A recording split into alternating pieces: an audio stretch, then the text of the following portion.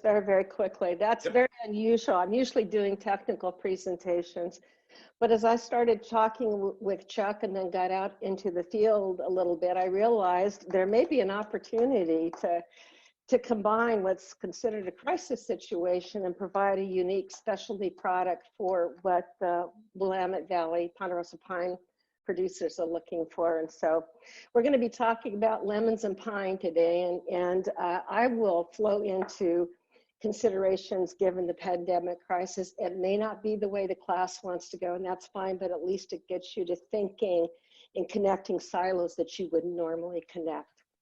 Okay, next slide.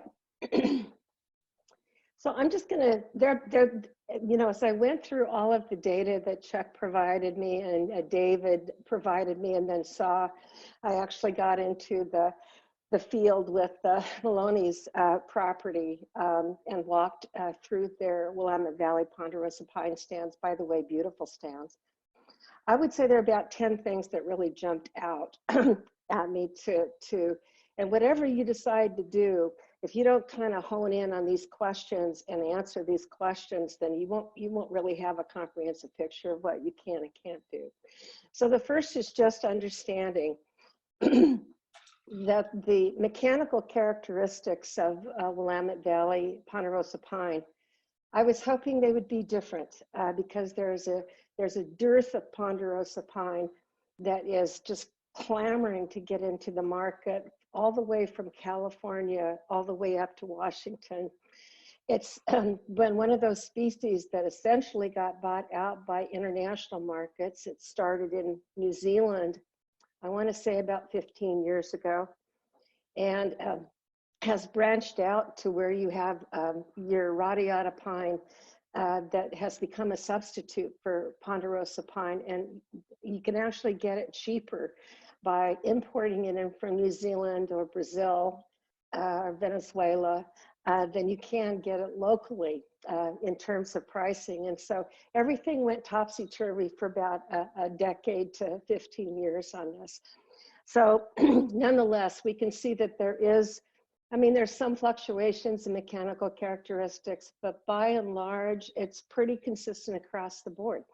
So a question for you as students, is that an advantage to you? Is it a disadvantage? Is it both? And I would suggest that there are pros and cons on both sides, but if you don't understand that that's what you're dealing with, then you're missing, I think, part of that opportunity and part of that story.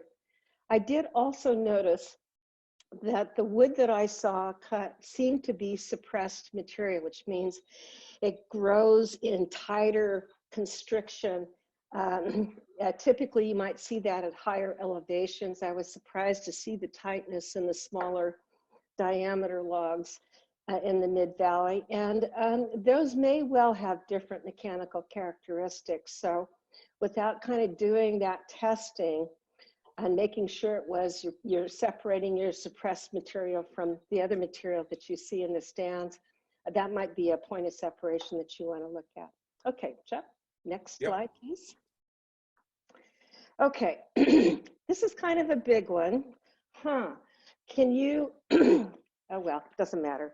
So, and I don't know if these numbers are correct or not. I haven't had a chance to go back and kind of calculate if the back of the envelope calculations seem to be in the ballpark.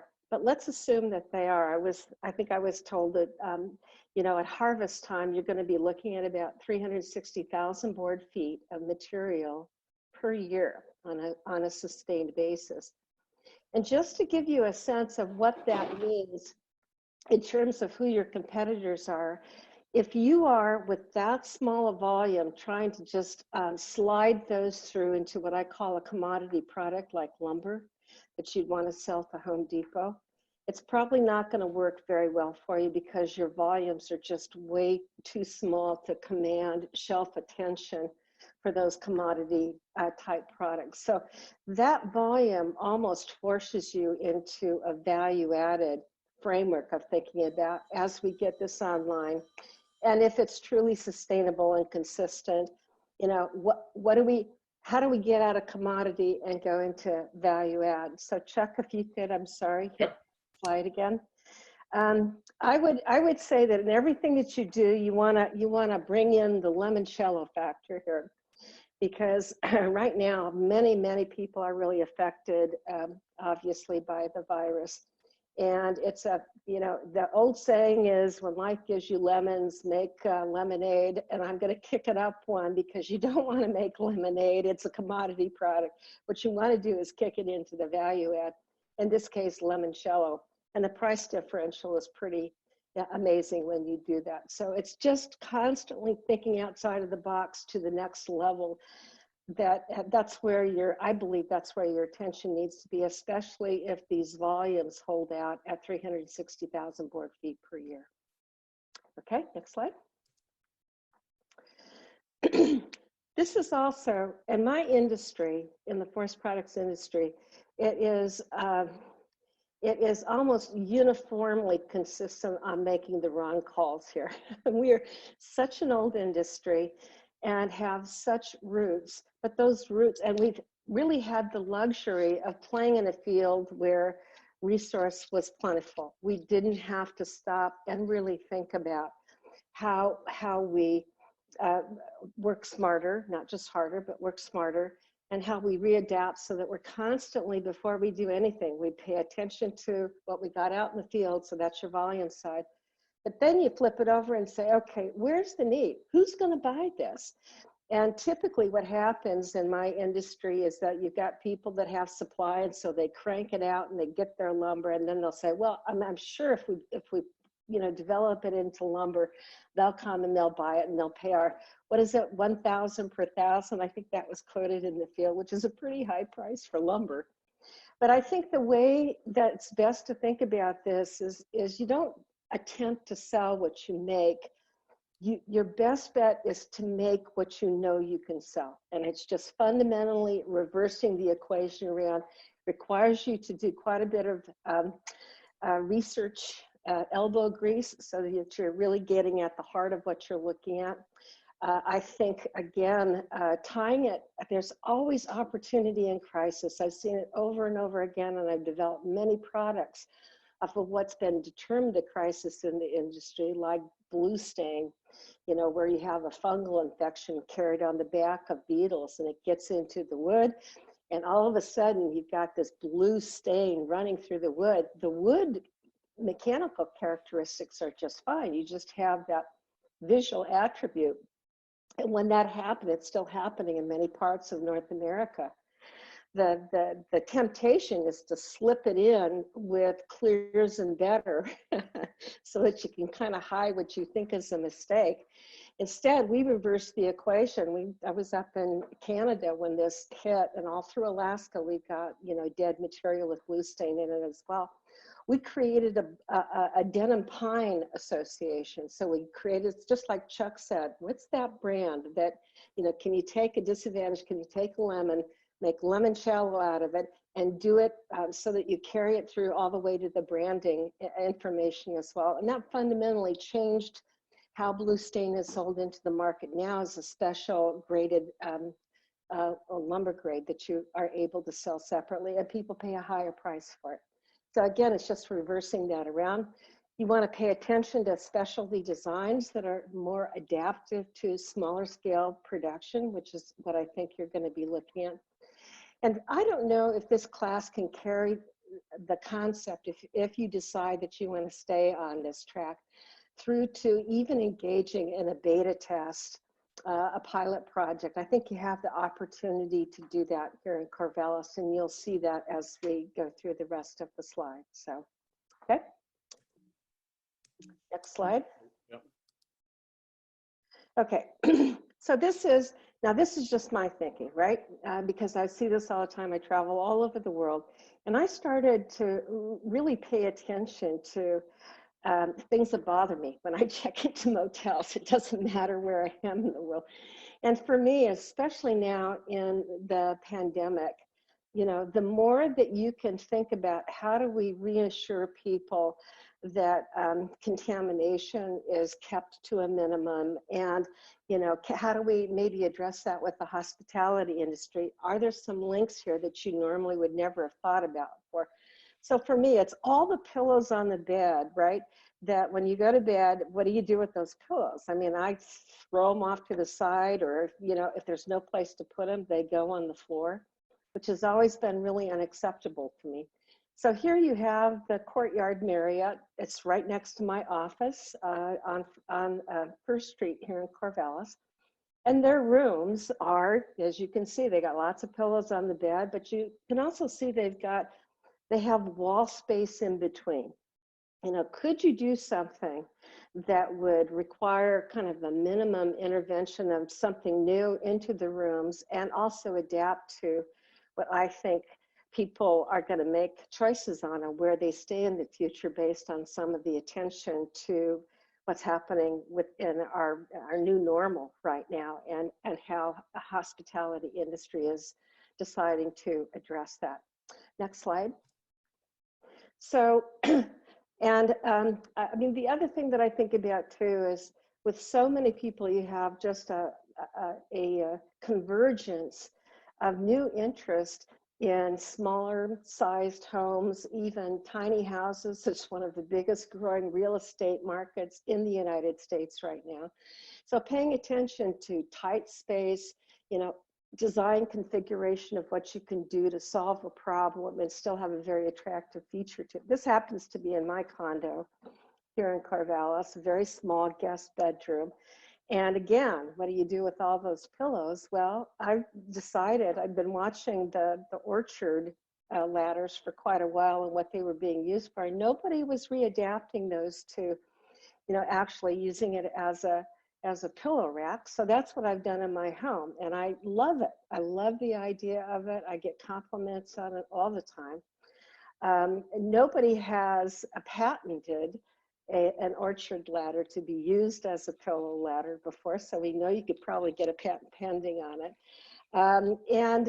You know, with the limited amount of volume that you are going to be dealing with, this just as a product example, you could actually look at manufacturing these pillow ladders. You'd have to modify the design so that you could basically have a slide track mechanism on the top rungs that will slide up the wall when it's not in use, and then be able to slide down, but use very little space when it does need to be in use.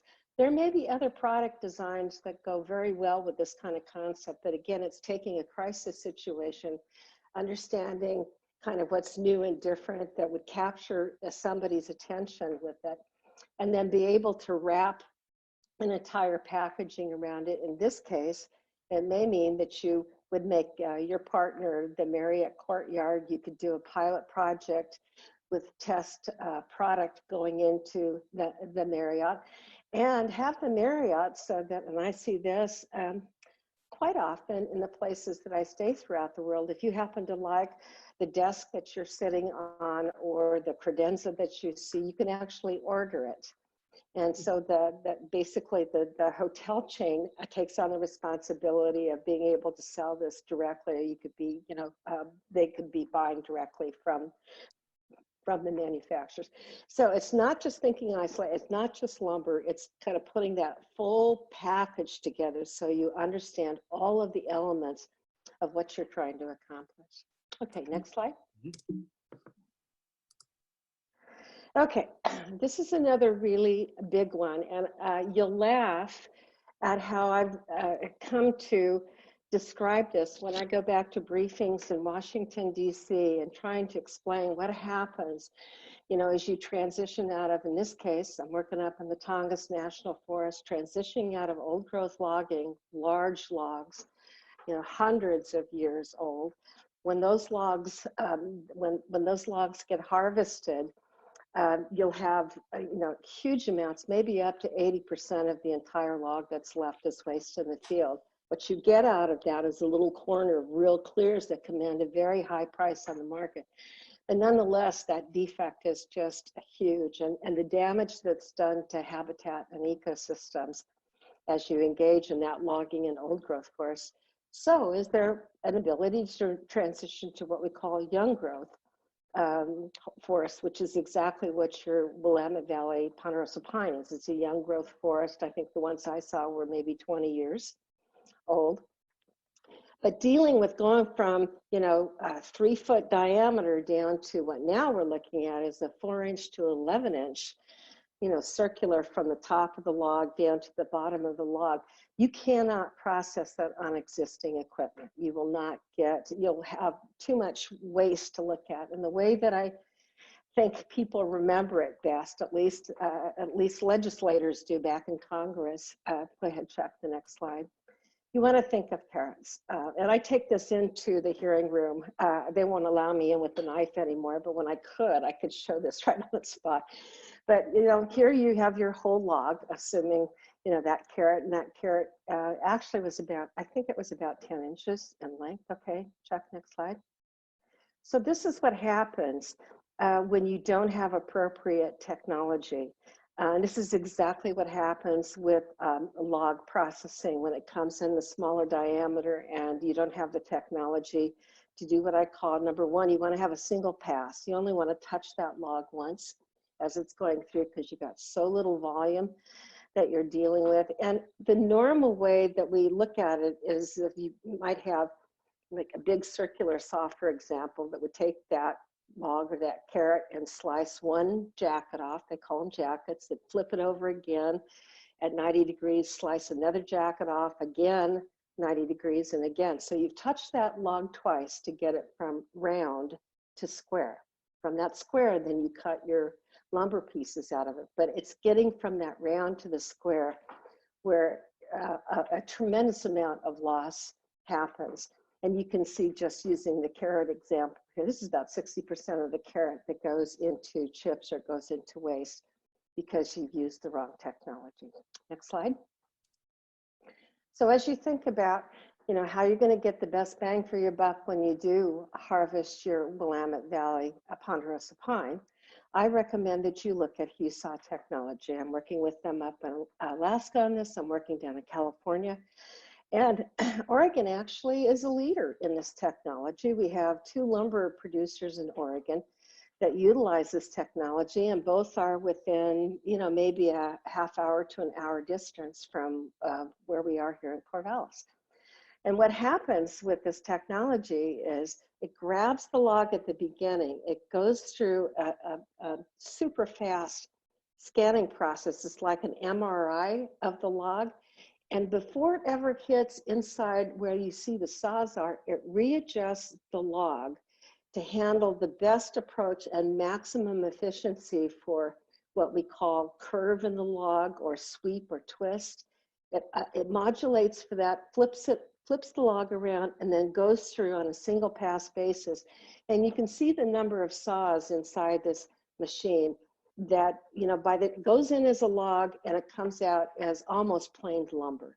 So that single pass process, this is just really fabulous technology. The disadvantage on this is that you have to be in that 50 to 60 million board foot range because this is just going so fast through this.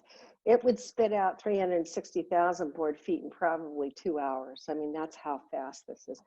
But nonetheless, if you are looking at setting up a pilot project, I mean, I would think that you might want to approach one of these 2 lumber producers in close proximity and see if they can become a partner in the process so you can do this kind of testing with your Willamette Valley ponderosa pine. Okay, next slide. Okay, so this gets at another, you know, pretty critical. As I said before, these are young trees that I've seen. I've been told that there are 40 to 50-year-old stands, but I haven't seen those yet. The stand that I was in last week was a 20-year-old stand. You're not gonna, or you shouldn't be harvesting those trees at 20 years. You can be thinning. So, and you'll see that the point below the first point does talk about the thinning. But in general, you want to have those trees actually grow another 10 to 15 years, so you're maximizing the value of what you get out of those trees. So part of the question is, do you have to just stay on one product level of thinking? Can you create 2 in tandem products that benefit the forest landowner and still allow, in fact, encourage and get paid to grow those trees out to another, higher rotation value where you're going to command even a higher price on that. You're going to have to do some thinning in the trees. And, the real question is, with the thinning, how much volume can you pull out from those thin trees? And again, what are the characteristics? Oops. I'm sorry about that. That's okay. Oh, you did skip. Okay. So, and again, paying attention to that volume. And the other thing I found pretty intriguing was that the Willamette Valley ponderosa pine appears to grow in soils that do not support other species. So you had other species like Doug fir growing in these stands, and they died off. So here you've got a modification to a species that's pretty familiar with people, but you're able to basically do afforestation projects that can't grow forest carbon anyplace else. And if that's the case, and appears to be, that's part of that branding and the story that you want to talk about, behind this species that gives you that competitive edge and that differentiation. So part of what I wanted to expose you to, you may not want to take this on, but I would, if I were looking at this, is to look at, well, what about encouraging not only these specialty product, but in the time you want to encourage additional longer rotation on your species, what about establishing carbon contracts with the forest landowners so they actually get paid to grow those trees and grow them? It'd have to be a minimum of 20 years in order to capture a carbon contract off of this. But that's not so undoable to a lot of forest landowners that I talk to. Okay, next slide. So this just gives you, it's again, connecting silos that you normally wouldn't connect. I've been a senior fellow with the Pinchot Institute out of DC for 15 years now. And one of my projects that I lead is really taking a look at why are we losing so many family forest operations where forest lands are basically getting completely converted to non-forest use. And this is family forest landowners like the ones very much involved within the Willamette Valley Ponderosa Pine Association. What we learned was pretty interesting, and we did over 2,000 interviews between 2011 and 2015 of both forest land owners in multiple states, and we focused on Columbia County, Oregon, between landowner interviews. And then we also interviewed their kids. And we interviewed their kids because we already know that a lot of the land base is owned by landowners who are, approaching their 70s or older and are looking to, transition the lands to their kids. And they're finding out that their kids don't want it. They're not the forester that their parents are.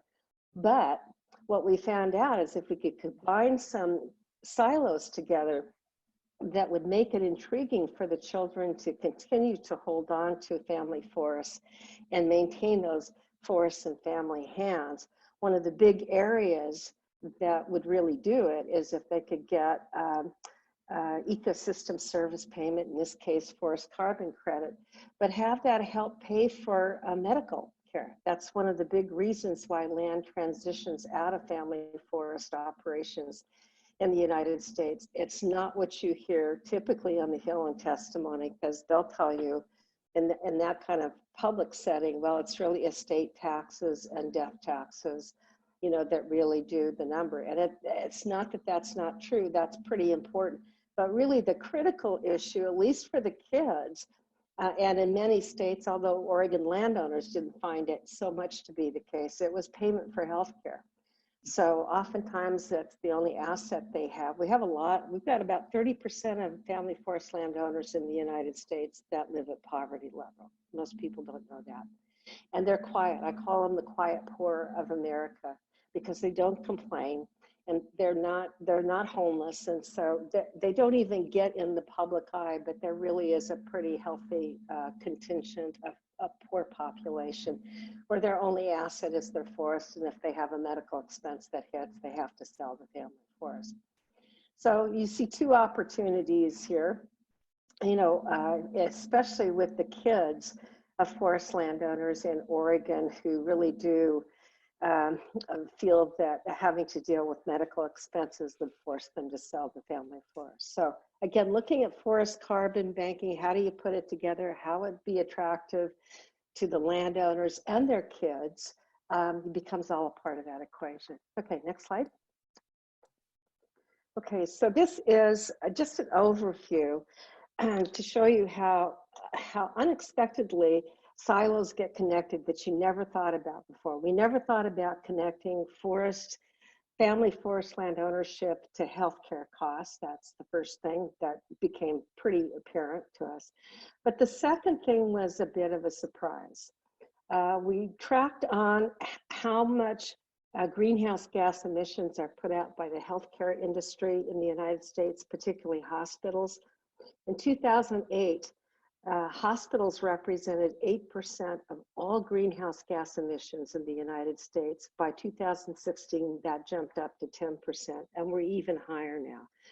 So while you're seeing focus on fossil fuel reduction, everything else that's happening in transportation, you've really got the healthcare industries and hospitals in particular that don't have a downward trend on this. They're growing, and they're growing by significant levels, and they know it. We know that the Oregon legislature, in their unsuccessful attempt to get a cap and trade program, had targeted the major hospitals throughout the state of Oregon as the top emitting facilities. At the same time, the Department of Forestry also confirmed that Oregon's forest growth, that's not, you got stock, and then you've got what we call flux. So every year you have a different flux of growth that happens on the trees that are part of the stock baseline.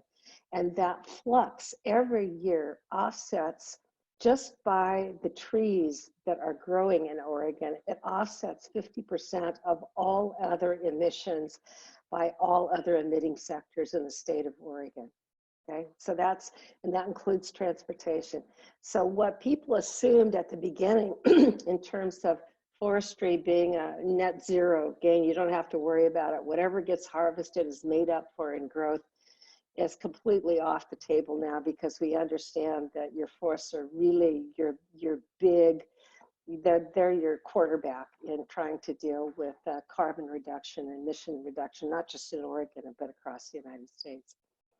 And then finally, I started looking at, okay, if hospitals are the problem, well, who owns the hospitals? What are the healthcare systems that are the big,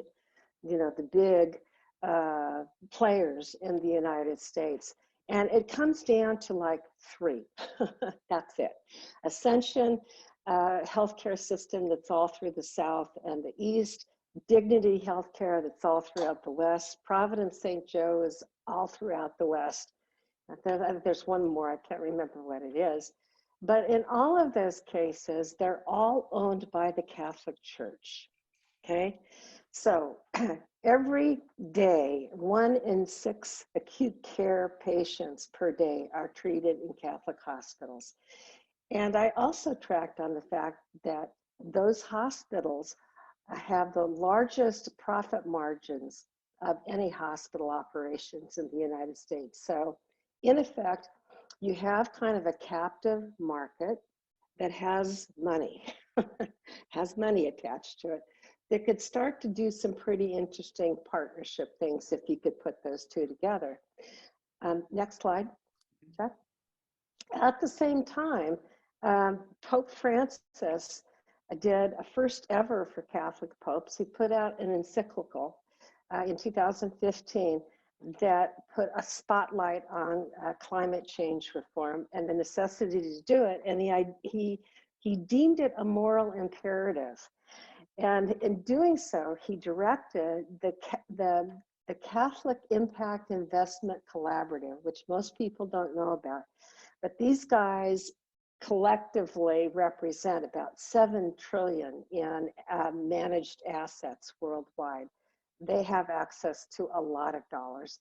And they've been directed to look at investment dollars to be able to reduce greenhouse gas emissions, particularly within church-owned properties and serving the poor at the same time. So you start to see how these silos, who would have thought about, why would I pay attention to the Catholic Church? And, is that, I just wouldn't have put these silos together until you started to see what was happening across the stage here that starts to lend opportunity. Next slide.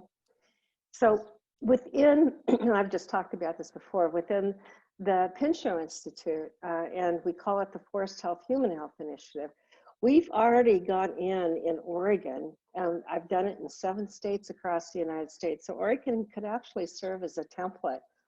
And we've identified family forest hubs around a 25 radial mile distance from Catholic-owned hospitals that service people. And the concept is to be able to set up an Atrium card, if you will. It's a healthcare deposit card, so that hospitals could reduce their emissions offset by paying family forest landowners to continue to grow their family forests. So the forest landowner is capturing annual revenue going into a healthcare account deposit that can be used by any family members for healthcare, and it's not a use it or lose it, so you can continue to accumulate that if you don't have healthcare needs, currently at the time.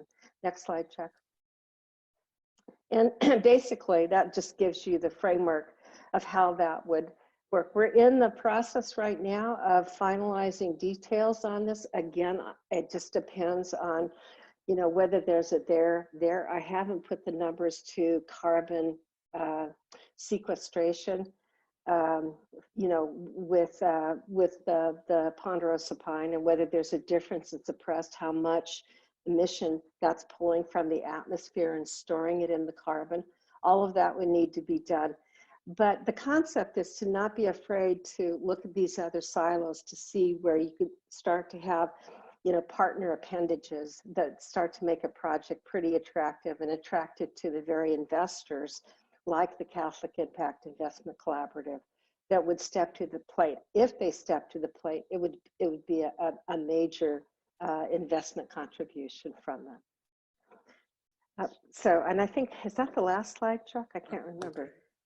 I just wanted to summarize. So again, I don't know how committed the students are to looking at this concept of Willamette Valley pine. I find it very intriguing from a carbon standpoint, from a specialized product development standpoint, from a branding and story standpoint. I think it could be done very effectively, and I think you could have early pilot development, here in Corvallis with partners here. But in any case, there are about 6 things. If you do choose, I feel like Mission Impossible, if you choose to accept this mission, there are 6 things that you really have to make sure that you get right. And the first is to just recheck those estimated annual volumes. It's not difficult to do. There are several of us that can sit around and help you, put the kind of the formulas together so we can look and see at what we're dealing with. And not just at the time of harvest, which may be 10 years from now, but also those thinnings. How much volume are expected to get out of those thinnings? How consistent is it? So it's a one and done doesn't work in the market, right? I mean, it maybe can for a blip, but if you're looking at something that's going to sustain the landowners, you've got to have that consistent, steady volume.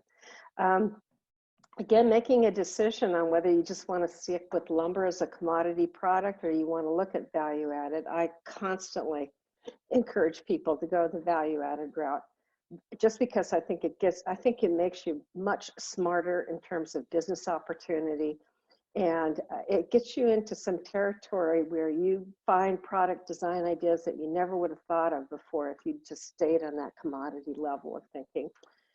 And make sure that what you're looking at in terms of eventually the products that you want to, or product that you want to go after, really matches to that volume and what is a realistic volume that you can anticipate from year to year. That product brand label that Chuck talked about at the beginning, that's a big one. Your whole storyline can revolve around that product brand label. I worked with Potlatch Corporation and their hybrid poplar plantations over in Eastern Oregon in the deserts outside of Boardman, where everybody told me I was crazy to think about transitioning all of those hybrid poplar farms that was used for pulp generation into a solid product. And several people would come up and say, just quit trying to put lipstick on a pig, would you? Well, we did that. We transitioned that material into solid wood manufacturing. We renamed it Pacific Albus, which is now sold as its own species. And we were able to get a sawmill producer from California to develop an entire sawmill in the middle of those plantations to have consistent and ready access to that supply. So you just never know where this is going to take you, but I think these 6 questions that I've laid out, that should give you a pretty good start if you choose to stay on this track. And with that, I'll open it up to questions. Or Well, that was really good. That was really, really good. Give a different perspective. And we can take 5 or 10 minutes if anybody has any specific questions that they'd like to ask Catherine, and then, I'm sure she'd be happy to also take emails and stuff like that. Does anybody have a question? All righty. Well, thank you very much, Catherine. I really appreciate your attending, and I will make sure that you get an invitation back to see the Shark Tank. okay, And I'll hope you'll be able to attend that. that sounds good. Thank you. Good luck, All right. everyone. Thank you very much. I had a question. Oh, good. Chuck, I for Catherine, so this project, you're moving on this project already. Is that a correct assessment? Well, no, I was not, really introduced to Willamette Valley Ponderosa Pine until Chuck contacted me, which is odd because I usually know what's happening. But certainly the Forest Health Human Health Initiative on the forest carbon side, yeah, we've done a tremendous amount of work on that, and we now have what we call our Vatican project that we're just getting, launched and off the ground. So that if the Willamette Valley Ponderosa Pine producers decided that the forest carbon as a second value-added product is attractive to them, you've already got a baseline that you can tie into that I think would really catapult the participation in that. So Yeah, I think Catherine's example of just connecting the dots between Catholic Church and carbon credits and stuff, that's a whole new market. Maybe you can say a little bit about the work you've done in California relating to the carbon in the forests a little well, bit. yeah, so not just carbon, but I've just spent the last couple of months finalizing a project for the Board of Forestry in California. And their request was to take a look at resource that they have in a very different way. So it's looking at, how can we take resource that has been produced into commodity product, and how do we move that resource into what's called an engineered wood product system, so the EWPs. And you may hear a lot about these different engineered wood products, but the big one that has captured the world's attention right now is what we call cross-laminated timber. And the whole point of that is to create a strength in wood materials so that you can build high-rise out of wood, which is disallowed in building permits in many states and places across the United States. But with cross-laminated timber, you're able to utilize lower quality material in a layer. So one layer of wood goes this way. If you can think about creating a butcher block, a really large butcher block, where all of those layers are glued together, but in cross parallels, and then cut out. You can basically, that's a cross-laminated panel production or a mass plywood production that a lot of people are going through. And it's attractive because those inner layers can be very low quality species.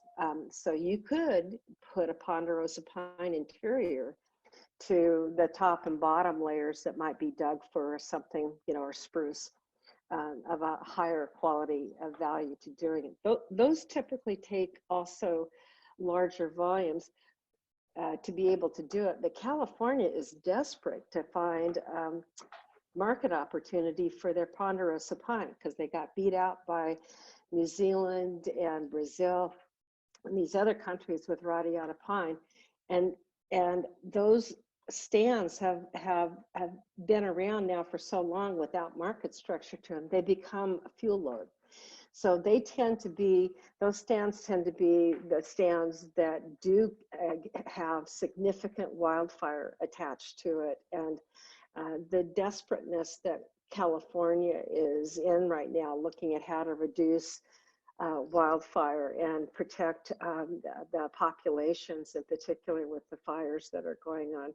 It's a big problem for them. So we did quite a bit of work for them. And I was surprised because at the time I was finishing up on that, seeing that there was a dearth of information or opportunity for ponderosa pine. And that's when Chuck contacted me and said, a ponderosa pine project that you might be interested in. So, yeah.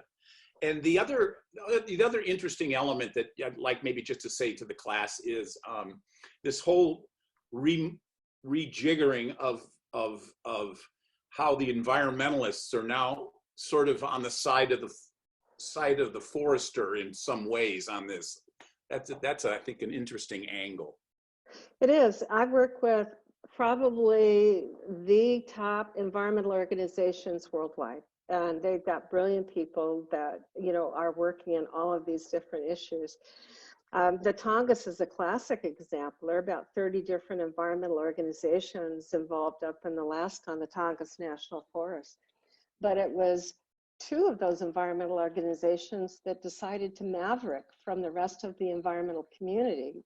The rest of the environmental community is saying, just stop all logging on the Tongass, just shut down the industry. And these 2 environmental organizations, Natural Resource Defense Council and GEOS Institute, said, well, if we're going to say no here, can we say yes someplace else that meets our requirements?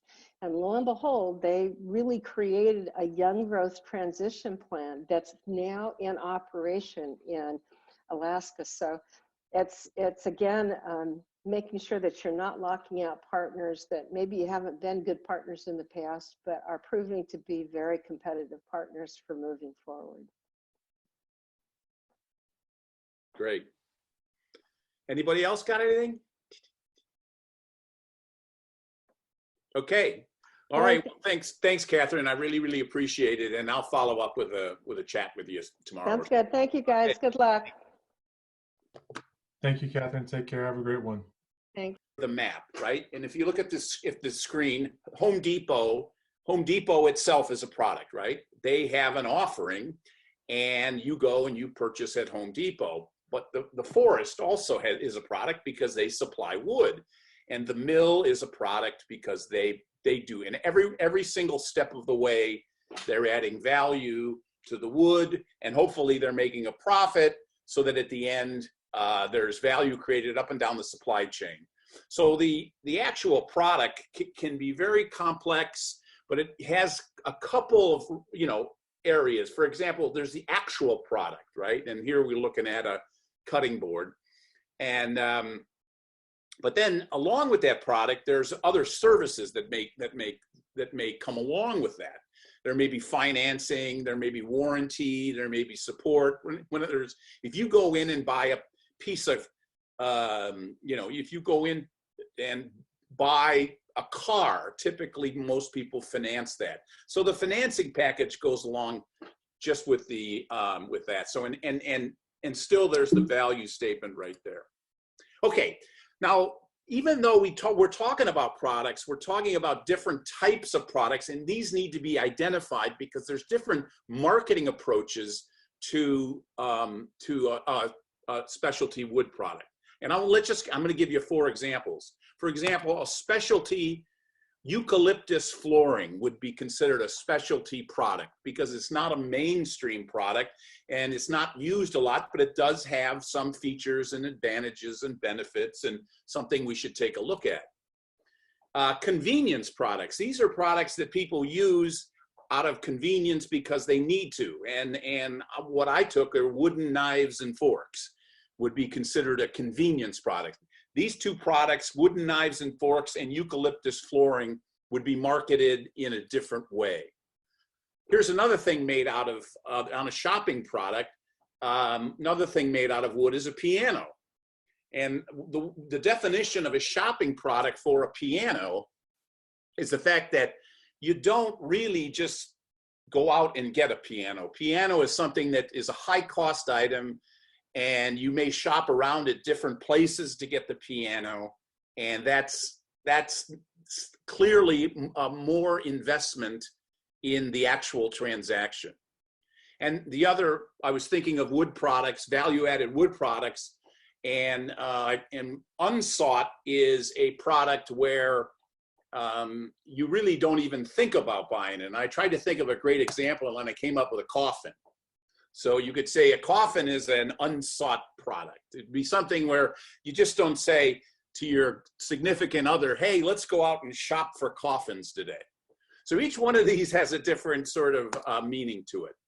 What I want to highlight with you right now is I want to take you through sort of branding and how markets react to branding and how competition relates to that branding mechanism. And what I wanted to use was mayonnaise. I wanted to use mayonnaise because it's a large industry, and as I say, when we look at industries, this is I pulled this from the Mintel report, right? And I pulled this from Mintel, and I went to the condiments category, and I saw that mayonnaise is a $2 billion industry. So it's a large industry. And from Mintel, I could understand that actually it's a negative growth industry. So what we would call it is a mature or even possibly a declining market. It's gone through its product life cycle, and it's seen this. And I've got a 2019 commercial. Let me play that for you. That's why we've been making the best mayonnaise for over 100 years. Hellmann's, we're on the side of food. Okay. So that's a mayonnaise, and the mayonnaise business is a large business. It's a declining business, and it's dominated by a few big leaders. And Hellmann's is one of them. And this is what I wanted to kind of took you, because this will explain branding and products. This is Unilever, one of the largest food companies in the world. They have many brands, many locations, and they're all over the world, and they've collected these brands that are in certain categories. As you can see, Hellmann's is one of their brands, and that's with a bunch of other brands in sort of the condiment area. And you have soaps over here, and you have personal care, and you have popsicles and ice cream and this sort of thing. And these companies, they collect these brands because that gives them a lot of gives them leverage when they look at their channel partners. Like if they're selling products to Fred Meyer, and they're selling lots of different products to Fred Meyer, they have a more leverage in that area. And how Hellmann's reacted to the mayonnaise decline is they decided to come out with a new product. And let's show you that product. You hear this? We're coming out of 2013 with a tremendous amount of momentum. We finished our 100-year anniversary celebrating 100 years of the best quality. One of the areas of quality that we found that we've fallen short over and over again has been in terms of packaging on squeeze. There were three main things we heard from consumers that we really wanted to improve on. The first was a better experience at actually getting the product out of the bottle, so less shaking, less banging. The second was more control over the experience, so really fixing that mess. And the third was more control over how much product was getting out. We are launching the absolute best squeeze bottle in 2014. The new packaging addresses this concern with really three major areas of technical innovation. The first is really the design of the bottle. This curve here helps the product slide evenly down the side of the bottle. The second area of innovation that we built into this is actually called eel technology. We're actually spraying a micro layer of soybean oil evenly across the entire surface of the inside of the bottle, and allows it, as the product is emptied out of the bottom of the bottle, to slide right down the sides and onto your sandwich. The third area of technical innovation is this sleek new cap design. It doesn't allow the product to catch on the inside, but it also contains a silicone valve that will actually suck the product back after you're done squeezing, but also allows you to fence the product exactly where you want it and not where you don't. Oh, that was beautiful. It came out when I needed it to. Yeah, look at that. Oh my That God. goes down exactly the way I want it to. There's nothing left. Wait, that's really That's cool. like- And I don't see any waste up at the top. I can actually tell that it looks like I don't have to bang it as much. Okay, so that's what Unilever's, a large corporation, and they have a brand. They have a Hellmann's brand, and the category is in the mature stage, and they're trying to improve the brand image, try to get a better product by looking at the packaging approach. Okay, so that's what Unilever is trying to do.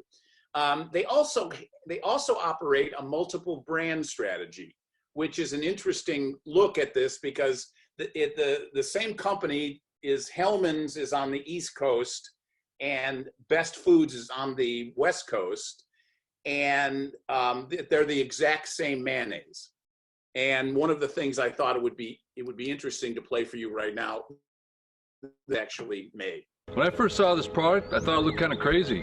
Didn't really understand what the benefits would be, but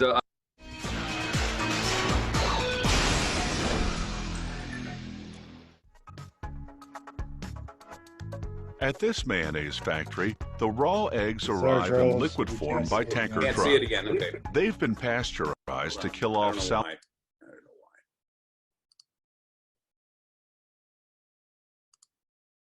why. Let's try this. I could see it. Oh, you could? Yeah, I could see it. Oh.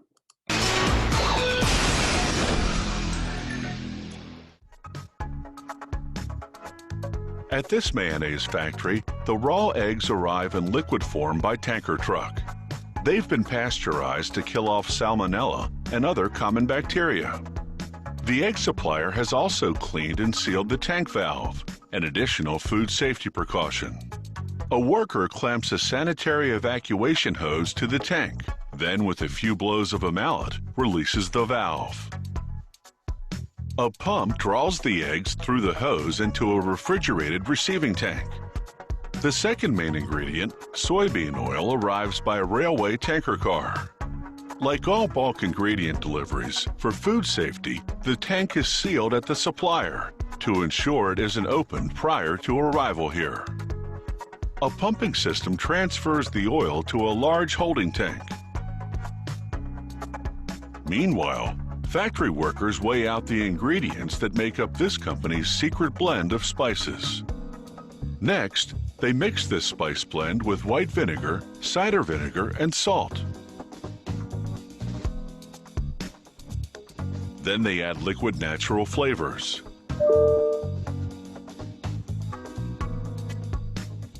They pour this mixture into a large tank of room temperature water, producing what they call a slurry.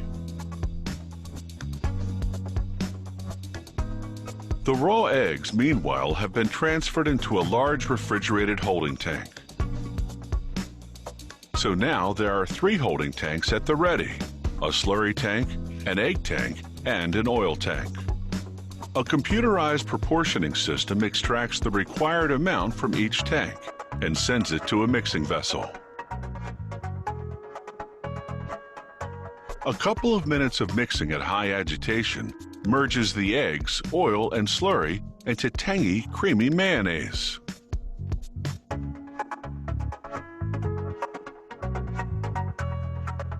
The factory draws samples periodically and sends them to its quality control department for analysis. The lab technicians there evaluate several criteria, such as color, consistency, and of course, flavor. In this test, for example, they mixed the mayo with phenolphthalein, a pH level indicator, and deionized water to check the acidity level. Once the mayonnaise passes quality control inspection, this rotary filler dispenses it into recyclable polyethylene jars.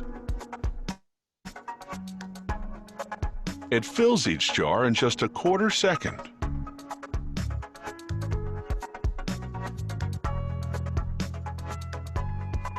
The next machine twists on a plastic cap.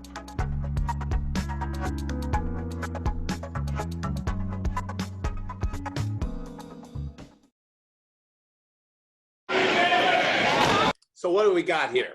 Well, we've got a situation where we've got a commodity product. We've got customers that have large market share, trying to reduce their marginal cost of production by automating this process, right? This is what the normal market procedure is. And so what Hellmann's is doing in a mature industry is trying to increase their brand image by coming out with a new product that would be squeezable, right? So that's a good idea. That's a reasonable approach for a large brand to do. Solve problems. Now comes the competitor, which is about, I think 2-3 years ago, it's been that Kraft and Heinz merged into one big company. And remember, I was discussing this earlier, the term that Kraft and Heinz didn't merge their companies because they thought the market needed ketchup flavored cheese, right? They merged their companies because together they represented a host of brands that offered to the market would give them some measure of market power at a Fred Meyer, at least as much as Unilever, okay? So that's kind of in a macro level. But here they've got their own, they have Miracle Whip. They've got their own brand, okay? So now you have two large companies trying to reduce the marginal cost, compete in a mature industry for market share. Now, the important part to realize here is that market share at this point is very, very important because it relates to the marginal cost. And if one of these can take one of these market share, they can reduce their marginal cost and come out with a product that the customers like. So that's kind of how brands operate in a mature and a mature environment, and how they try to modify their product to try to meet the customer needs. Now you bring in the third one, and this is where it gets really interesting, and this is where it kind of relates back to what you guys are working on your project. It relates to this is a company that started in the Bay Area, and it's called Just Mayo. Well, what these guys did is this guy was, yeah. Should we be able to see the lecture slides? Yes, you should. Okay, sorry. Yeah, let me do. Thank you for sharing. Thank you. I didn't know you couldn't see them. Okay, here we go. Okay. So let me just. Okay, there we go. And there's Kraft, and that's Heinz, and here's Miracle Whip. These are the that's their version of mayonnaise. So now we've got the landscape. You can, and everybody can see these slides now. Okay, cool. So you have these two companies, these two big monolithic worldwide companies competing in a mature market for market share that exists already. Then next comes is Just Mayo. Now, Just Mayo is a startup in the Bay Area, and they developed a mayonnaise that didn't need any eggs. So they used the protein from the yellow pea and created a non-egg mayonnaise for the vegan market. Now that isn't altogether very new. There have been vegan mayonnaises on the market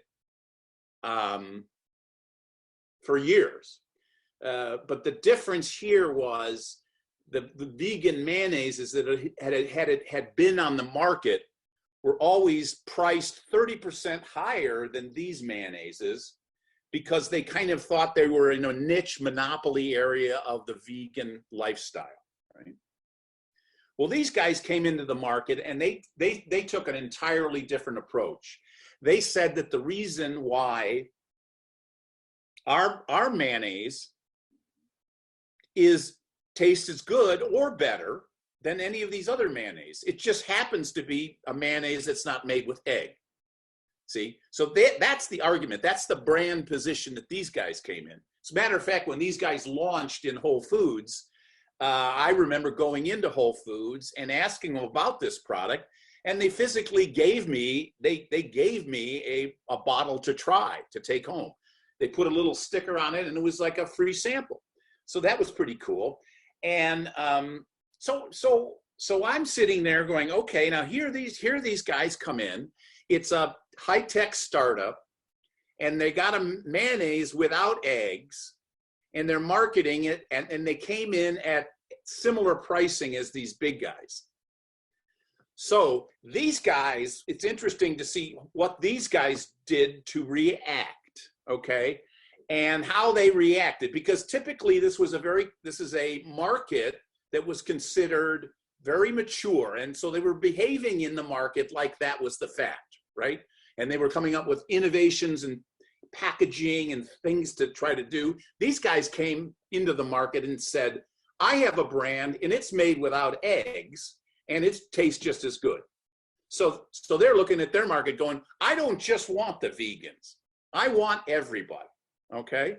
And so these two big companies are large, huge multinational companies, and rather than for them to innovate, rather than having them innovate in a product and coming out with a mayonnaise that tastes really good and doesn't use eggs, they took another approach. And let me know if you can see this too, please. If you can see this. Can you see the video? Yes? See that bright brain full of activity? That's a healthy we cannot see the video. Thank you.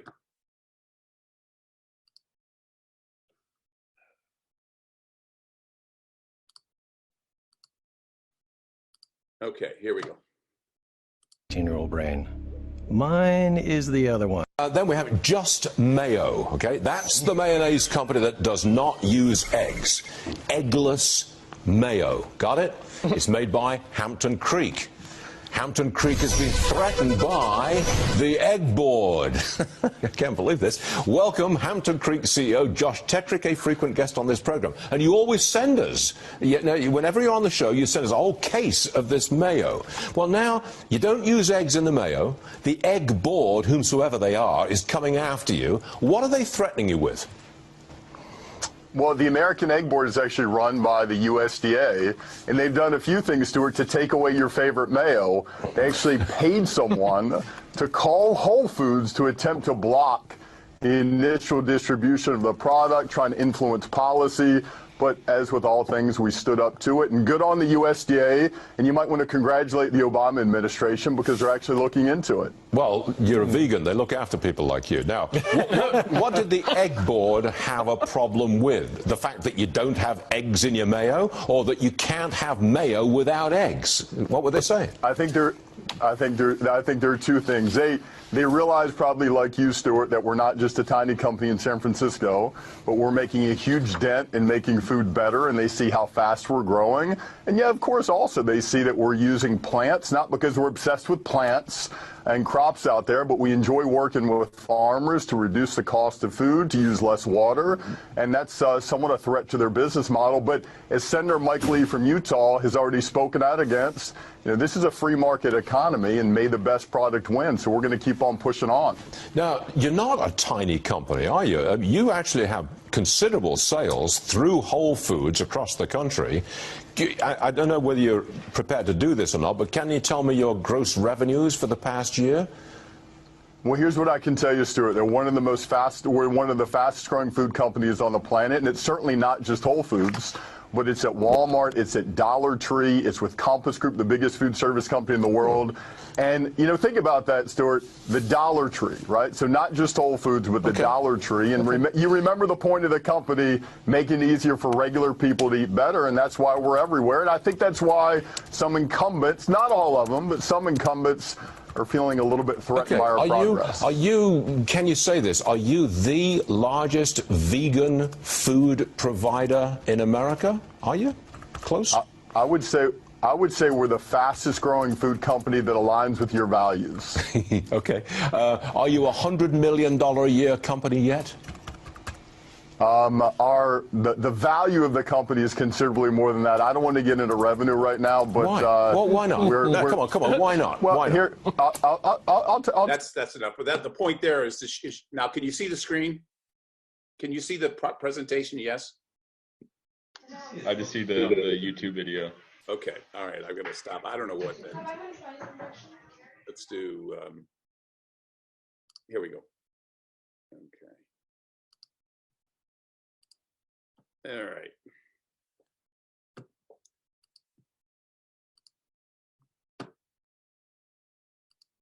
All right.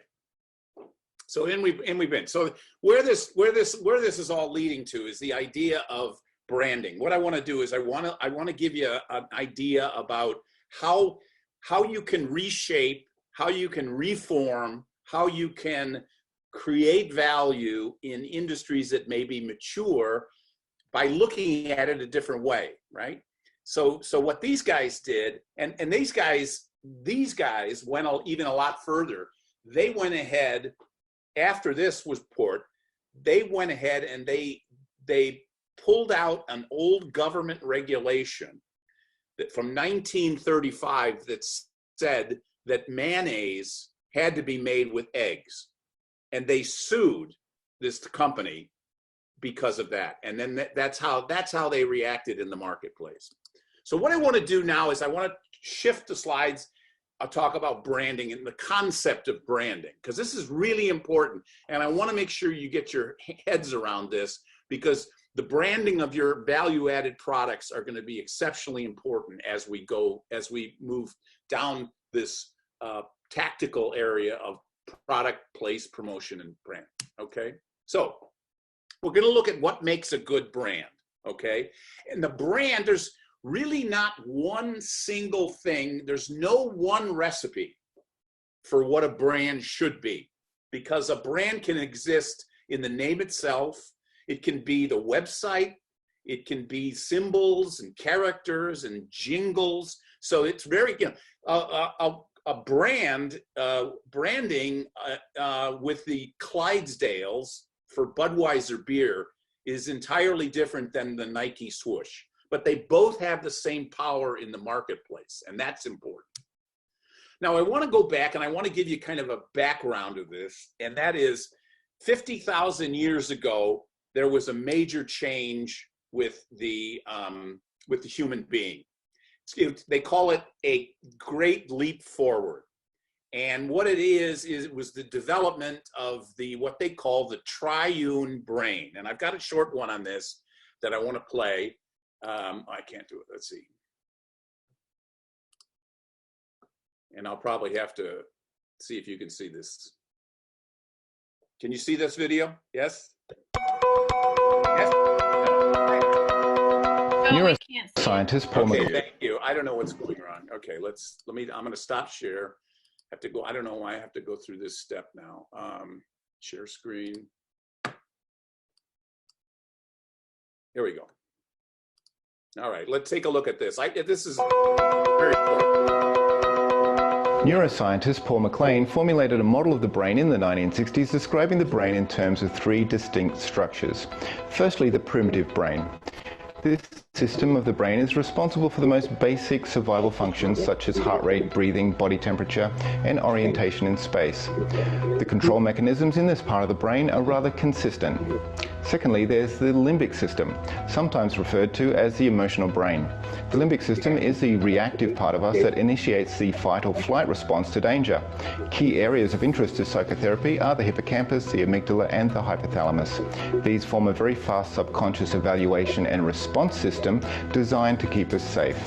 And finally, we have the new cortex. The new cortex is our smart brain, the executive part of our system that is responsible for all high-order conscious activities such as language, abstract thought, imagination, and creativity.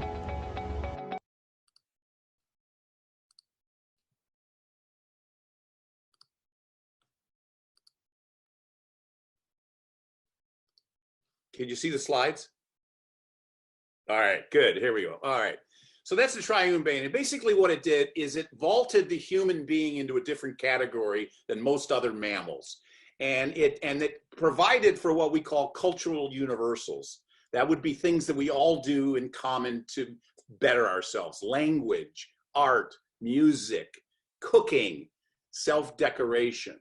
And it's, of course, it began with stone tools, understanding that. And it also became decorating the walls of caves that we lived in. And we've improved the technology, but we still have walls.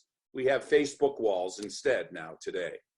So about 10,000 years ago, we developed makeup and religion and symbol creation. And that really was the beginning of branding, if you think about it, because what it did is it was a symbol that would change the way that you think, and it manufactured meaning, right? When you saw something, it had meaning. If you and that was a real big breakthrough. And what was the other thing is that you also got buy-in that most people agreed on the meaning, right? And that was really the beginning of branding. And it goes with Nike and religious symbols and stuff. This was really the beginning of brand. And again, it was this idea of human beings engaging with each other, but it took it one step. It was the value, but it was also a sense of belonging. I mean something. If I'm buying something with this brand, it means more than just the functional nature of the product. Not everybody agreed, though. I mean, in other words, when you set up brands, you set up the potential for conflict, right? Oregon State has a brand, and the University of Oregon has a brand, and they're both, they have their brand images, but they're in competition. So not everybody agreed, and actually brands became so powerful relative to religion and other things that we had wars and culture clash. So branding itself wasn't without its casualties as we move. But branding is used in exchange. It's used to transmit the value, provide the necessary information, and the signaling mechanisms. There is a signaling mechanism when somebody is wearing Air Jordan athletic shoes. There's a signaling mechanism when somebody buys a shirt that has a Lacoste alligator on it. Those are mechanisms created in the mind from a branding mechanism. And the first one was this.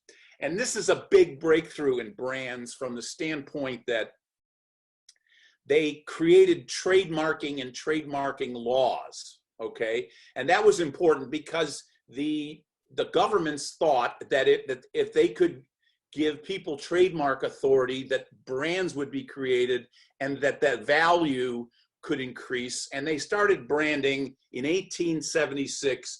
And this was the first registered brand, Bass Ale. It's even featured here in a, right here, Bass Ale in a Pablo Picasso painting.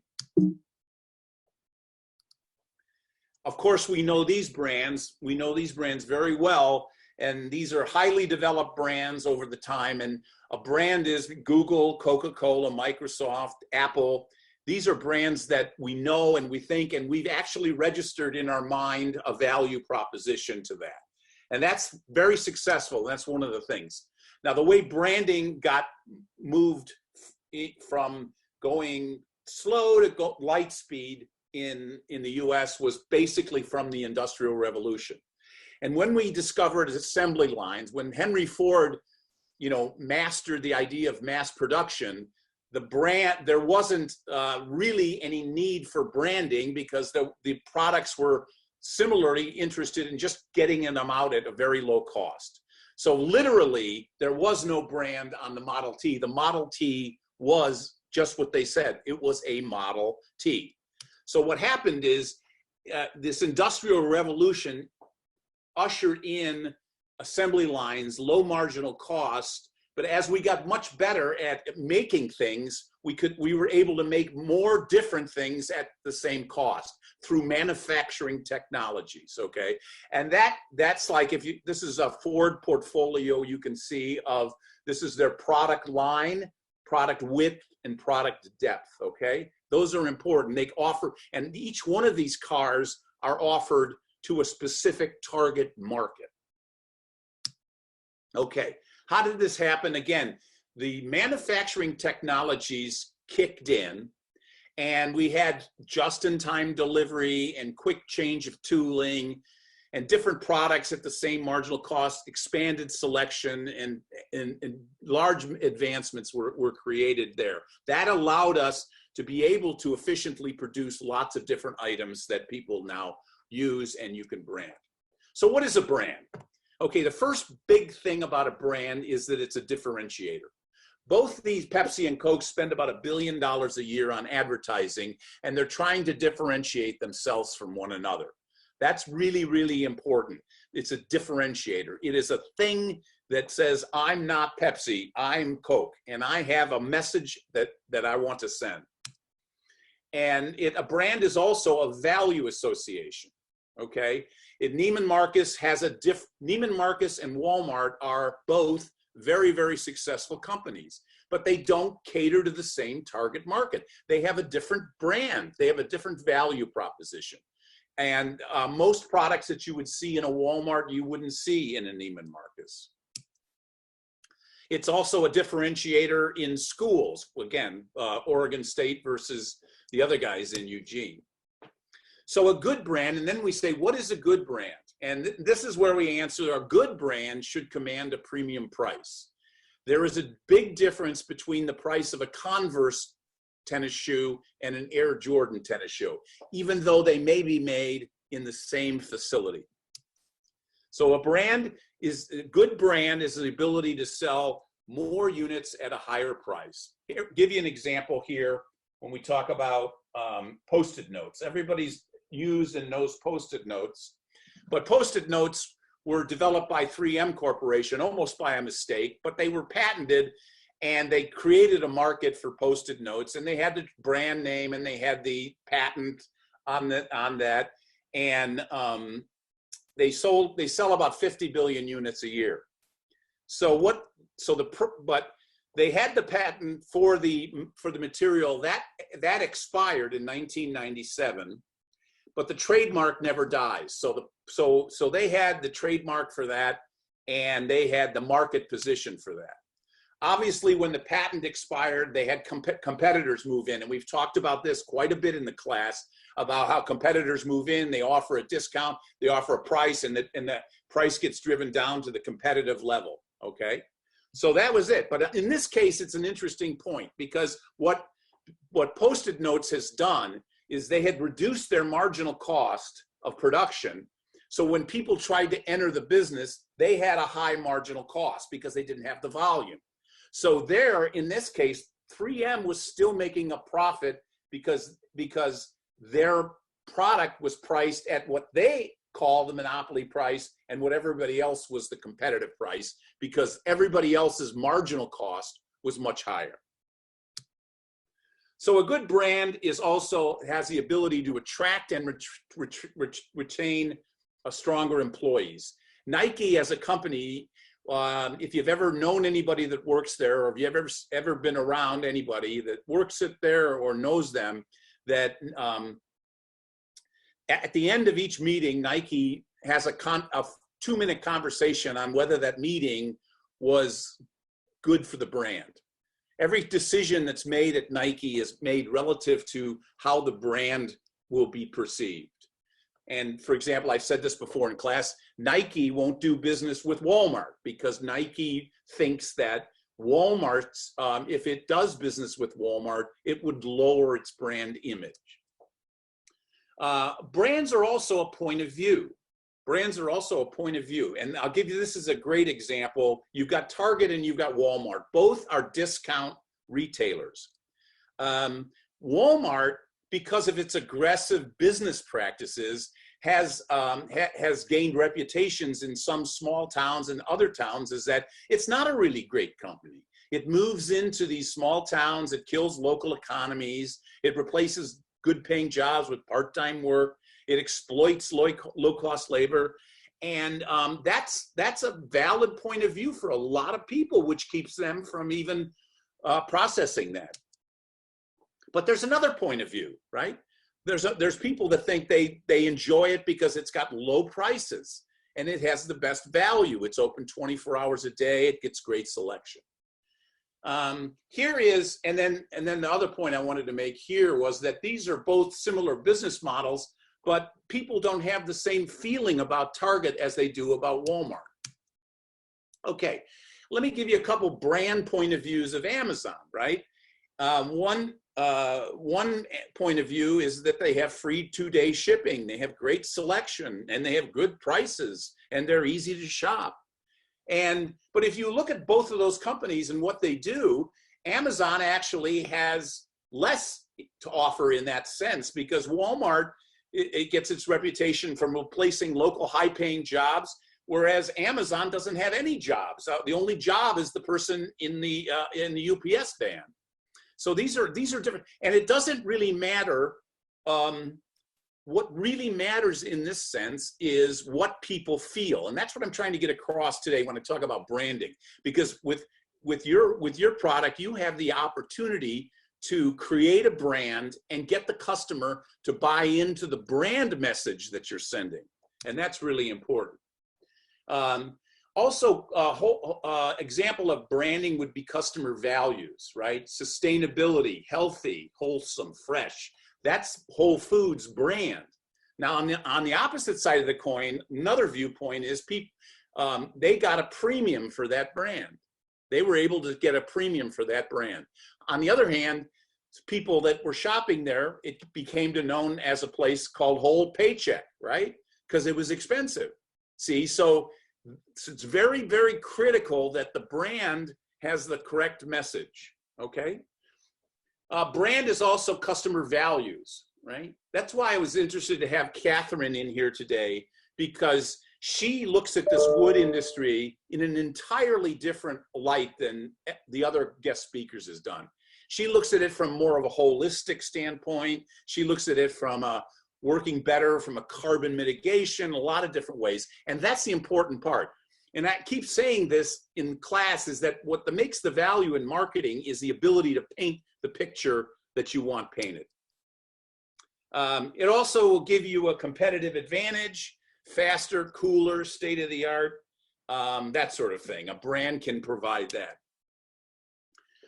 Brand can be engineered into the strategic planning process, and this is where I mentioned Nike. All product and price decisions, distribution, promotion can relate around what do we want that brand to be? What do we want it to become? What I want to talk about right on this slide is what a brand is in terms of its promise, okay?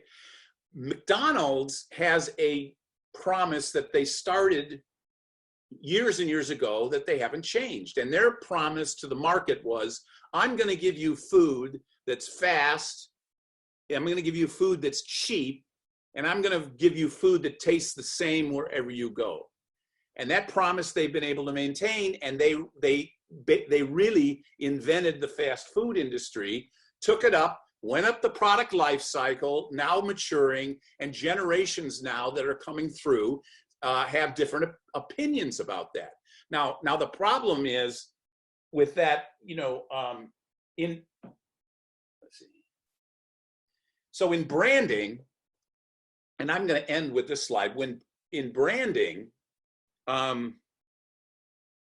you make the bed you sleep in, or you sleep in the bed you make, in the sense that as you develop this brand image, that you develop this brand, then that becomes integral part of your product. And the integral part of your product is part of the being of the brand. And what that means is that brand becomes more and more entrenched in people's psyche and mind, and it's harder to change. So that's when they get into multiple branding and some other things, which is where we'll start next week. Okay, I've got yeah, that's a perfect place to stop. Okay, I will hang around for a while. If anybody wants to ask questions, I will be here. And otherwise, I will see you all Thursday. And Thursday, we don't have any guest speakers, but we're going to do some group breakout exercises. So that's what we'll be doing there. And let me see if there we go. All righty.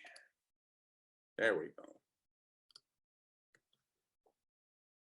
Did everybody get a chance to get the, oh, I was going to bring this back up here. Here we go. Share screen.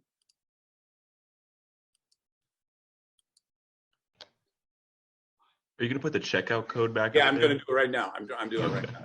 Yeah, exactly. Hold on.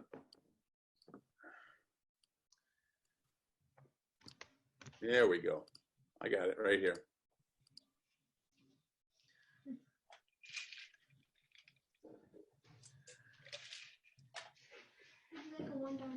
No, thank you. Keep your coins. Can I ask a quick question? Please.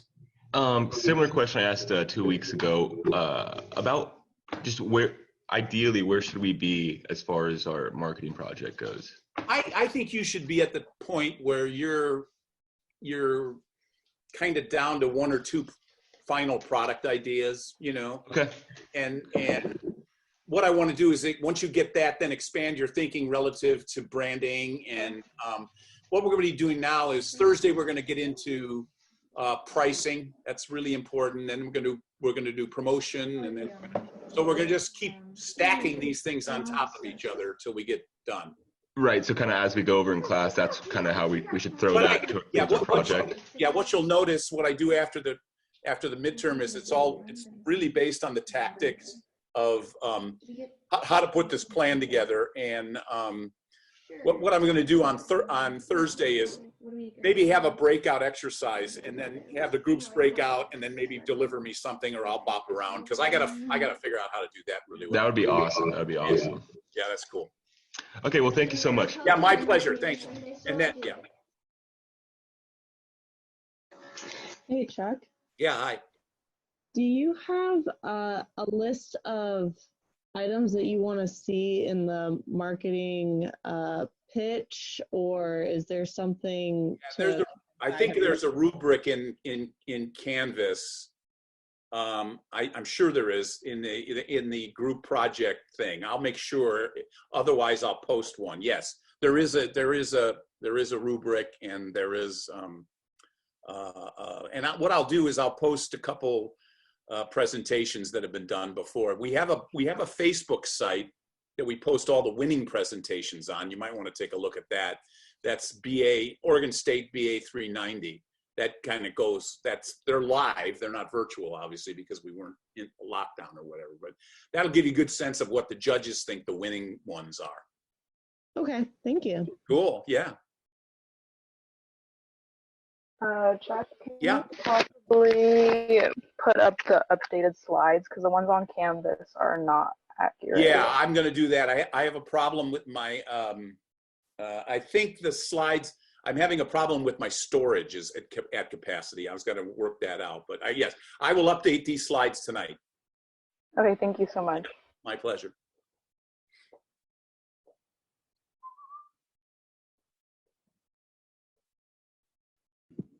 I had a quick question. Sure.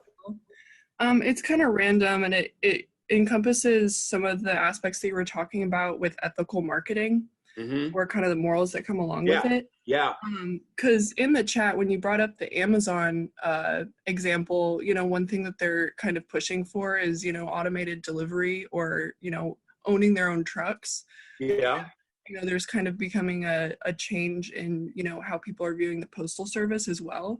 Yes. So what role pretty much should companies or do companies play in, changing government policies or, great question. Laws regarding that, and what can be considered, I guess, ethical within that range? Yeah, that is a great question. And that is that, and what you're actually referring to is that Amazon is altering lots of channels by vertically integrating, and that can cause some things like the post office to even be irrelevant. Is that kind of where you're driving? Yeah, exactly. And what can be considered ethical within that? Yeah, right. And obviously, if a company is trying to push for, more eco-friendly laws, of course, that's going to be considered ethical. But, a lot of companies kind of have a hand in, but what is considered? Yeah, and that's the debate that rises when you have a free market and you have a government involved, because they set the rules. And typically what happens is government, when the United States Constitution was written, of course, they set up the U.S. Post Office, right? That was in the rules, right? Those are the rules that we all agreed to. Engaging in commerce and life in the United States was really the Constitution. Okay, so back then they had no idea that we were going to have FedEx or we were going to have Amazon. I mean, there was obviously they couldn't think that that far. So they really kind of thought that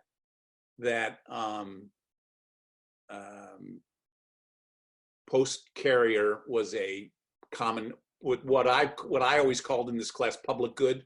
It was a public good because everybody needed mail, right? Well, what's happened over time is technology's moved on, and we have jets and we have ways of doing that, and we have infrastructure and stuff.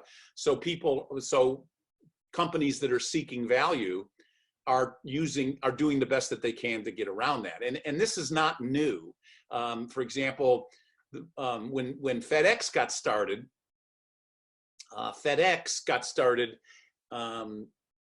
and one of the big stumbling blocks FedEx had was actually they were not allowed to carry mail.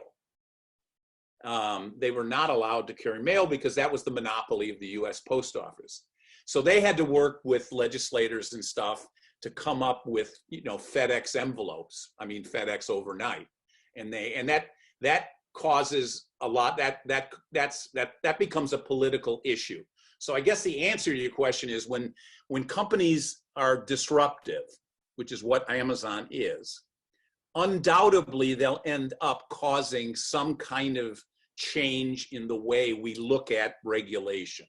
And but I don't think Amazon, if you step back and you look at Amazon, yeah, I mean, nobody puts a gun and says you have to order on Amazon. And does Amazon have an unfair advantage? Well, they may now, because they've grown so large that their marginal cost of distribution is lower, so they may have an advantage. And so it is a tricky situation. But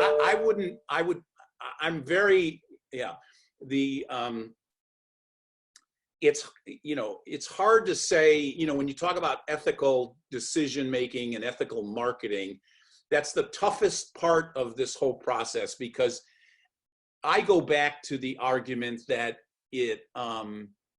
when I talk about cheating in the free market, right? And if you're cheating someone, that means you're telling them you're going to give them the value and you're not giving them the value. And that is a sort of a self-cleaning mechanism for a lot of the unethical behavior that does go on. But whenever you set rules up, right, you're going to have people that are going to go to the edge. They're going to try to move it. And that's what we have. The system we've set up is you can go and you can, if you have political influence, you can pass laws that are in your advantage. And that's just the way we've set it up, you know. Can I ask then, does that influence play a role in branding then? Well, sure it does, right? Sure it does, because if you are a, look at Tom's, for example, right? Tom's is a shoe company that has a brand, and people that associate with that brand know that Tom's, for every shoe you buy, they donate a shoe to a third world country, pair of shoes, right? So that's part of their brand. And so what they're saying, though, the way you want to look at this is what they're saying is that it's worth a premium.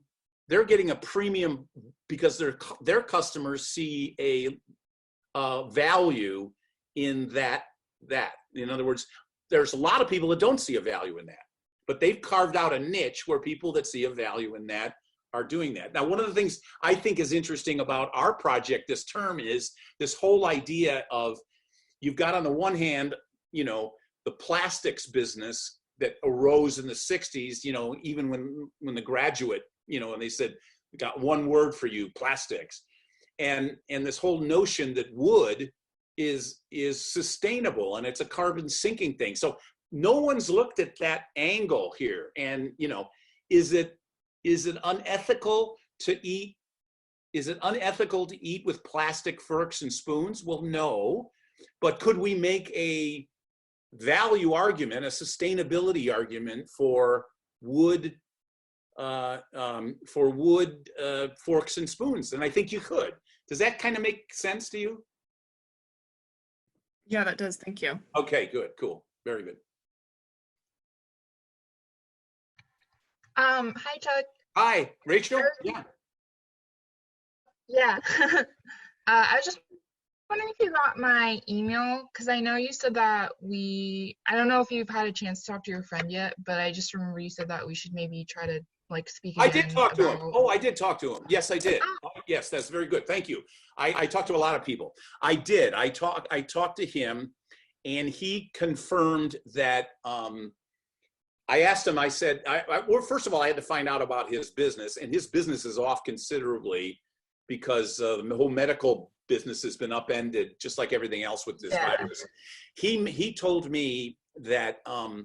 I told him what you were thinking of doing, and he concurred with that. And he said that is the method of getting into. So the goal, here's what he said exactly to me. He said the goal, if you want to get into medical products, you know, because that is, you know, a step up, and that he says you should go into pharmaceuticals because that's their pool. That's where they pull from.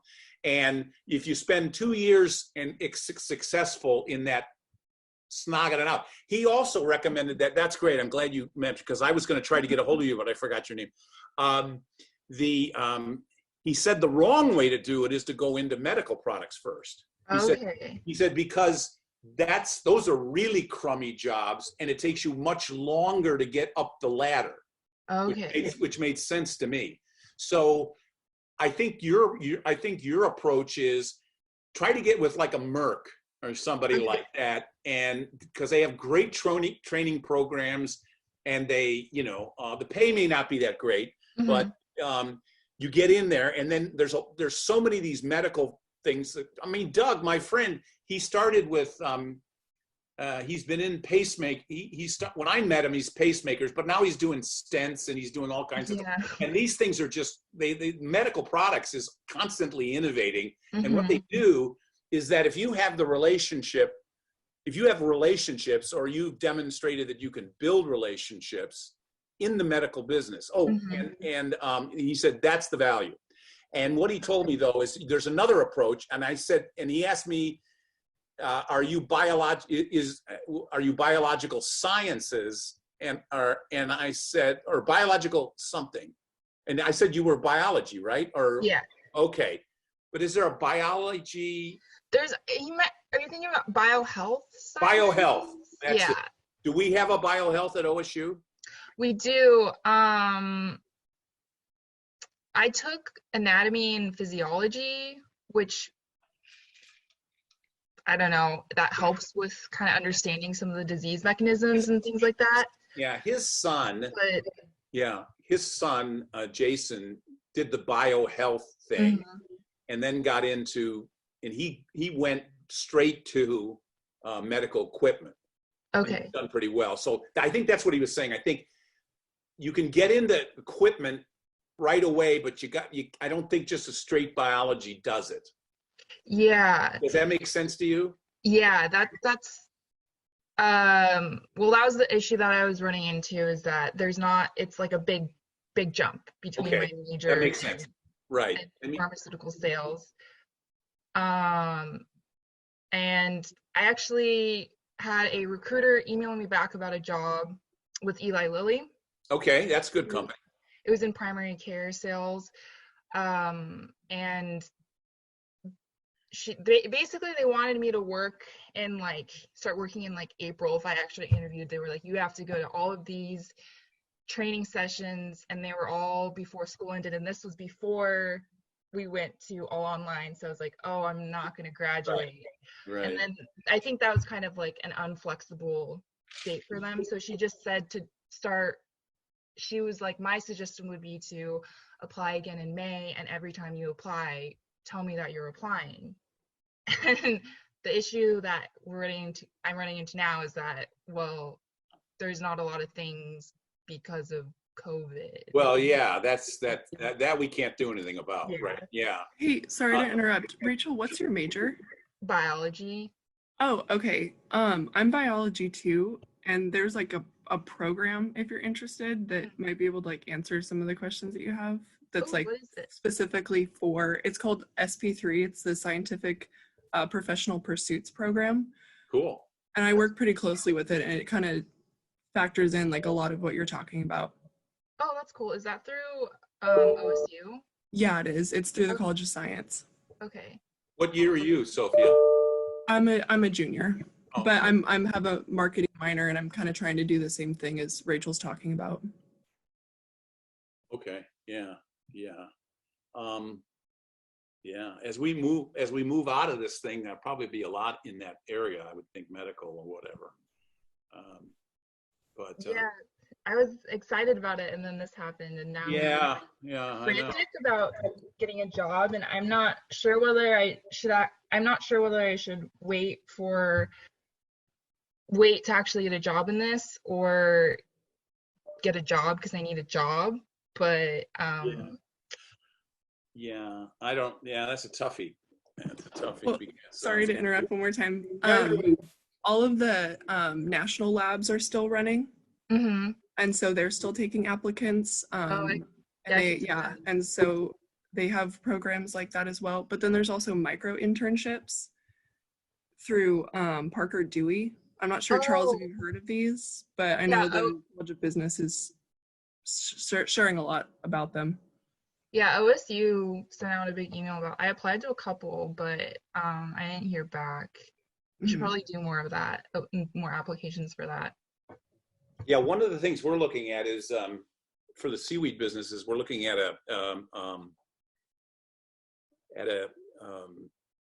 it's a test of the built environment for the virus, right? And what's going on? These companies that are like what was the Ecolab?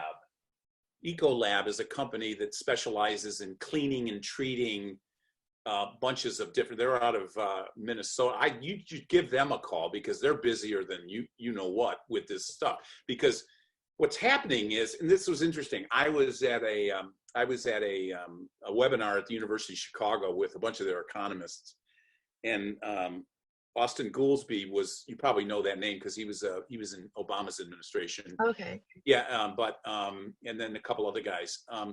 And one of the things he said that was interesting to me was that the rich countries are the ones that are going to be disproportionately hit by this virus because services are a larger percent of our GNP. And I hadn't thought of it that way. And I talked to Paul Levy, who's the CFO of Reeser Foods. He's a friend of mine and he's on my board. And we both agreed that the restaurant business is not going to come back. I mean, it's not going to come. And the reason it's not going to come back is because people, just because you say, you know, social distancing or something like that, that's not going to be good enough for people initially to take the risk to go to a restaurant. So you've just changed the profile, right? So Paul's in trouble because they make potato salad, right? I mean, in food service is falling. So what we're scratching our head about is the idea that what really has to happen is you have to develop a test for the built environment. In other words, you have to have something where you walk into a restaurant and you put this thing down on the table, or 15 things on every table, and it sneezes. and then you have a way of collecting, you know, the sneeze and quantifying that and giving the restaurant a score from 1 to 100 on its COVID risk, right? Mm-hmm. And then you can publish that. You can publish that, and people then could make an informed decision on whether they go. Or they could also call their HVAC dealer and say, we need HEPA filters put in the ceiling, you know, something like that. So that, and then so I'm doing research in that area because of course we have a fluorescent red protein in our seaweed that we could mm-hmm. we could mimic the look of a virus. So that's kind of the idea that we're looking at. But so my point is that as I'm researching my channel, right? My channel, mm-hmm. What's coming up is this companies I'd never heard of, like Ecolab and ChemTreat and ChemStation. These guys are all have more business than they know what to do with, because people are trying to figure out ways to do that. So you should definitely check that out, because I think they're looking for technical people, mm-hmm. and biology's right down that alley. Mm-hmm. And I even talk, because I got friends that are in, you know, I've got friends in the restaurant business in Portland here, and they're scared. All right, they're scared. Yeah. And I've never heard of these guys, Ecolab. And I asked him, I said, do you do business with Ecolab? And he says, yeah, we do. And they got like stuff for cleaning and disinfecting, and that's. But the market, what the market's going for right now is the market's looking at. They're looking at mitigation in the sense of cleaning, right? That's what they're looking. And what I'm thinking of the market would be is in testing the living space, testing the space, and then quantifying it. And then either the customer improves the space, or then it says, or let's say you go into a restaurant and we test the restaurant and it comes in at a COVID score of 78. And he says, well, so you got two choices, Mr. Restaurant Guy. You can either call your HVAC guy and get him to come in and put filters at the ceiling or do whatever he needs to do, or you have to put your tables 6 feet apart, because people will expect that in a COVID 79 restaurant. Mm-hmm. And the consumer at that point will understand that, right?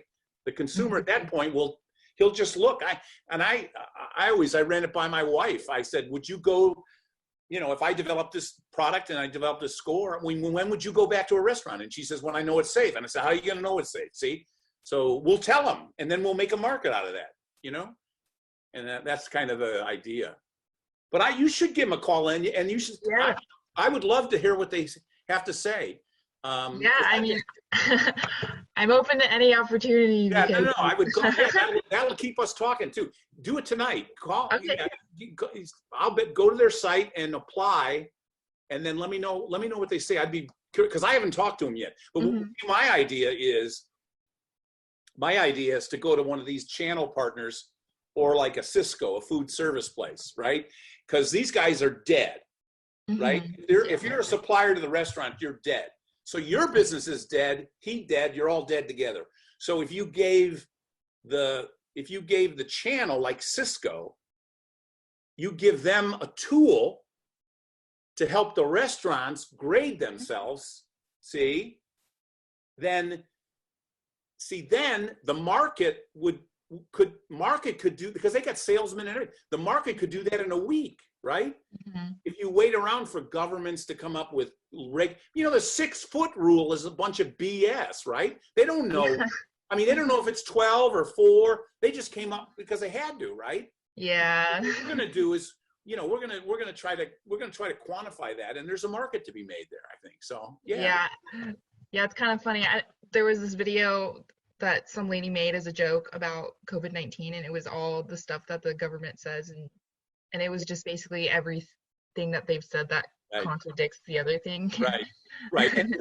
And then see, I'm a free market University of Chicago guy, so I'm highly skeptical of most government regulation. I'm very skeptical, and because I have a reason to be. You know, the reason is that most of the time they make things worse than they make them better. And I think in this case it's going to be with restaurants, at least, because people are just not. They'll just develop other habits and they'll do other things, and you know, it'll be interesting to see. But call them. Yeah, that's great. I'm glad you reached out, because I was going to try to get a hold of you, but I got 300 students, you know. Yeah, I figured. Yeah, thanks for those ideas, and thanks for reaching out to your friend and telling him. Yeah, no, Doug is a great guy. Yeah. Okay. All right. All right, guys, I'm going to call it quit, and I will see you all on Thursday. Let's see here. How do I do this? There we go.